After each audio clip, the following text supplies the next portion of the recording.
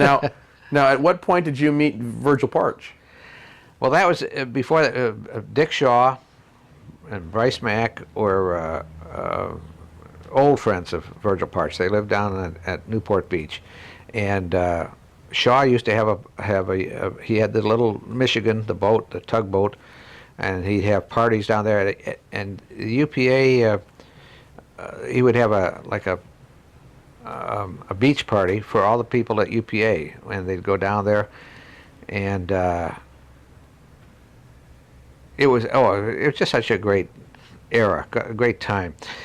But one day he asked me, do I want to come down and meet Virgil? And we went to the Village Inn, which was a little bar on Lido Isle, I guess. And I mean, Virgil was my hero. Mm-hmm. And he was such a nice guy and just so pleasant and accommodating and trying to make you feel comfortable. So anyway, we went down and had drinks and dinner and whatnot. It's an amazing time because Shaw had a house down in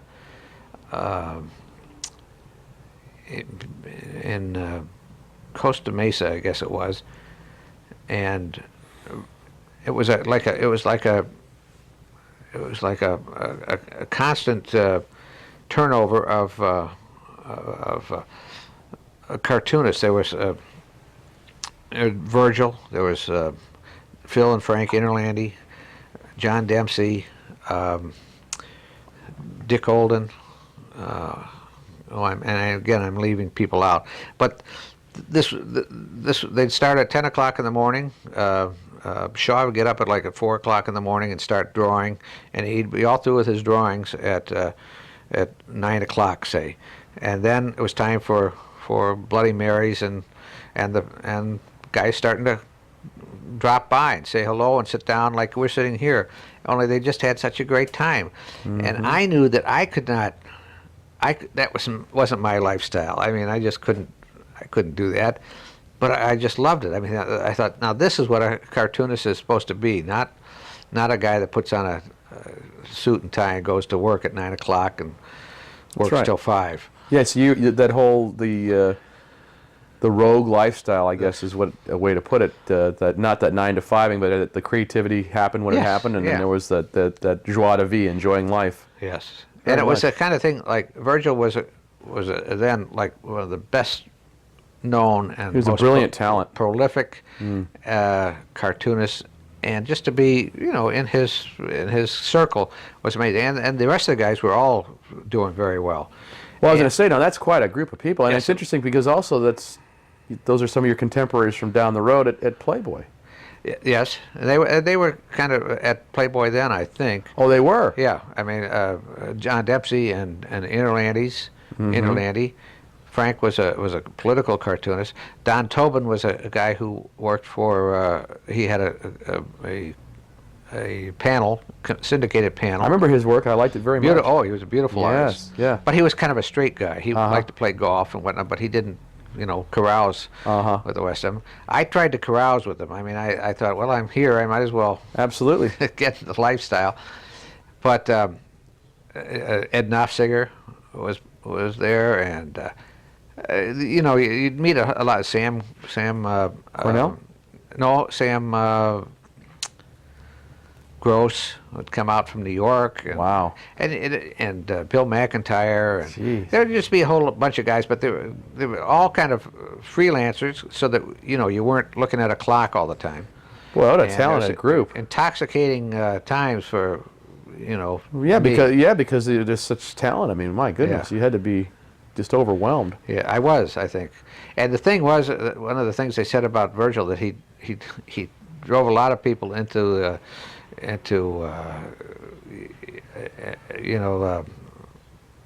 bankruptcy or into divorce or whatever. He said, because Virgil, like Shaw, he'd get up early in the morning and he'd do all his work, so that by 9 o'clock in the morning, he'd done more work than some of us did in a week.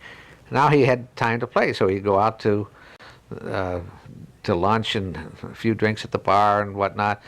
and pretty soon, like friends and bartenders and whatnot would think, "Geez, if Virgil can do it, I can do it." Well, they couldn't do it. Virgil right. had the secret weapon, Yeah. which was talent. Yeah, he was cut from his own kind of cloth. Yeah. Oh. So okay, so you're doing all this, and you're back at UPA. So what's next for Marty Murphy? I went for did a lot of kind of freelance stuff, and eventually I got laid off at UPA, and I went. I'm trying to think where I was. I did some things. I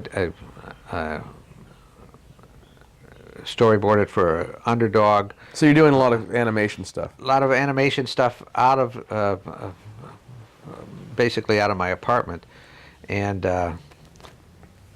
it was a little here, a little there, and when I think back on it, it must have been frustrating for some of the people that hired me. I mean, because I was here, there, and everywhere. I was trying to do a lot of things, and yet somehow we muddled through. I mean, and I mean muddled. I mean, there were.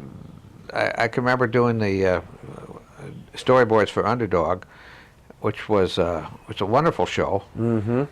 And I'd wait until the last minute, and then I'd start drawing as fast as I could, and that lasted for, I don't know, a couple of years, maybe not that long. And I did commercial work, and I did comic books, and I did anything I could get a hold of. What I didn't want to do was go back into a studio from morning to evening. Yeah, that freelance bug had bitten you, Yes. and the lifestyle with Yeah. the Parch and so on. So Yeah. you were sold on that. Now, what brought about your association with Playboy?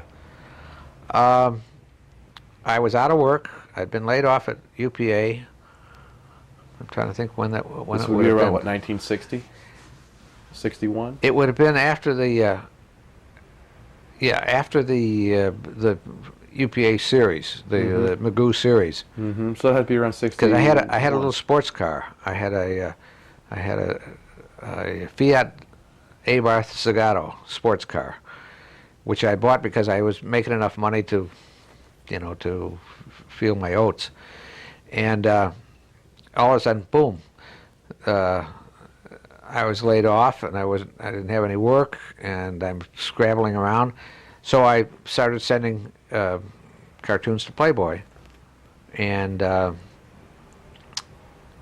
amazingly enough, on the first batch that I sent, they bought 6 of them, but they didn't buy them right away. They said, we're holding this one, and we're holding that one, and I kept sending them in. And anyway, but eventually, I got a letter after I had moved out of the apartment because I couldn't afford the $90 a month rent.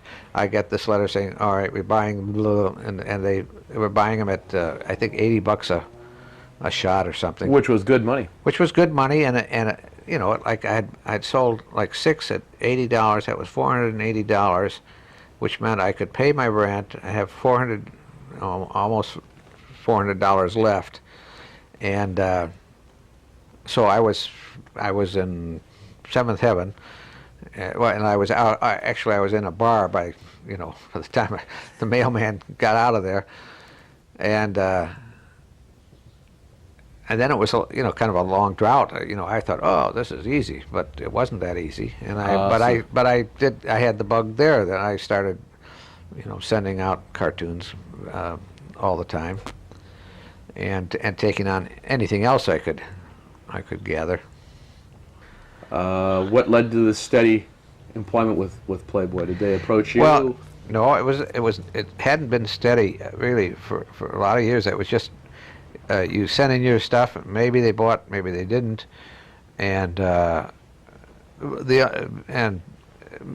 mainly I was making my living from animation, from advertising, and from other things, and the anything I could sell to Playboy was frosting on the cake, so to speak. And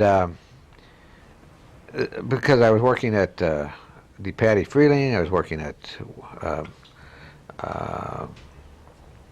all over town, doing whatever I could, and the stuff, the Playboy, having your stuff published in Playboy is kind of an entree to some other jobs when you're in the animation industry and advertising industry, and you could say, well, I do work for Playboy, and it's it's a foot in the door type of thing. Oh, it had a lot of prestige. It still does, Yeah. of course.